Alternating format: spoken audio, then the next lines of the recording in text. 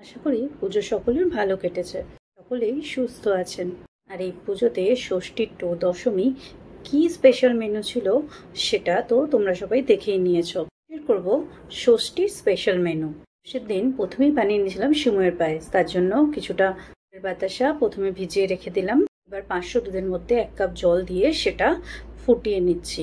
কড়াইতে ঘি গরম করে এক বাটি কিশমিশ ভেজে নিলাম। ওটা কিশমিশ এরকম ফুলে উঠলেই তুলে নিতে হবে। এবার এই ঘিয়ের মধ্যে এক বাটি সরু সিমই দিয়ে 1 চিমটে নুন দিয়ে আবারও ভেজে নেব। 5-7 মিনিট মতন ভেজে নিয়েছি। দুধের মধ্যেও বলক এসে গেছে আর সিমইটাও হালকা রং ধরতে শুরু করেছে। এবার দুধের মধ্যে ভাজা সিমইটা দিয়ে ভালোভাবে মিশিয়ে নিতে হবে। তা ফুটে সিমইটা সেদ্ধ হবে আর একটু ঘন ঘন হয়ে যাবে। একবার ফুটে গেলেই ভেজানো বাতাসাটা ছাঁকনিতে ছেঁকে দিয়ে দিতে হবে। আর 1 বাটি মতন চিনি দিয়ে আবারও ভালোভাবে নেড়েচেড়ে মিশিয়ে নিয়ে ফুটিয়ে নেব, বেশ ঘন ঘন হয়ে যাওয়া অবধি। সময় ওদিকে ফুটতে থাকুক, তার মধ্যে আমি বানিয়ে নিচ্ছি লুচির সাথে খাওয়ার জন্য সাদা আলুর তরকারি।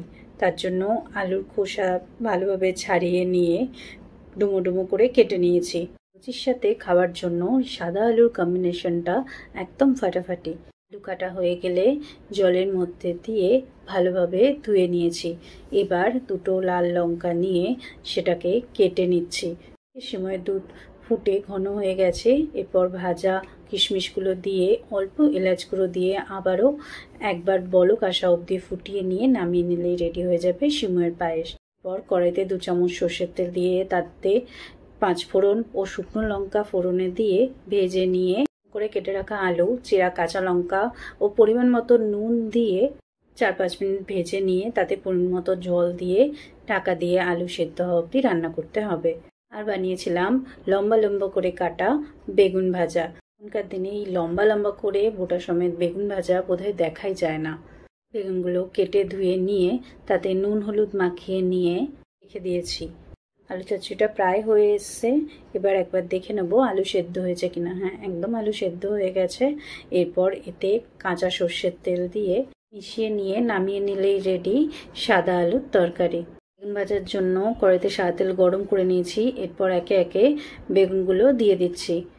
এরই মধ্যে আমি লুচির জন্য ময়দাটা মেখে নিচ্ছি। 1 কাপ ময়দার মধ্যে নুন আর সাদা তেল দিয়ে ভালোভাবে মেখে লেচি বানিয়ে নিয়েছি। বেগুন ভাজা হয়ে গেছে, তুলে নিয়ে এরপর লুচি বানানোর জন্য বানিয়ে রাখা লেচি থেকে কয়েকটা আগে লুচি বেলে নেব। তারপর কড়াইতে সাদা তেল গরম করে একটা একটা করে ভেজে নিলেই রেডি হয়ে যাবে আমাদের ষষ্ঠী স্পেশাল।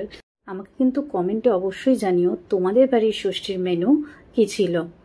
লুচি ভাজা শেষ, এবার পরিবেশনের পালা।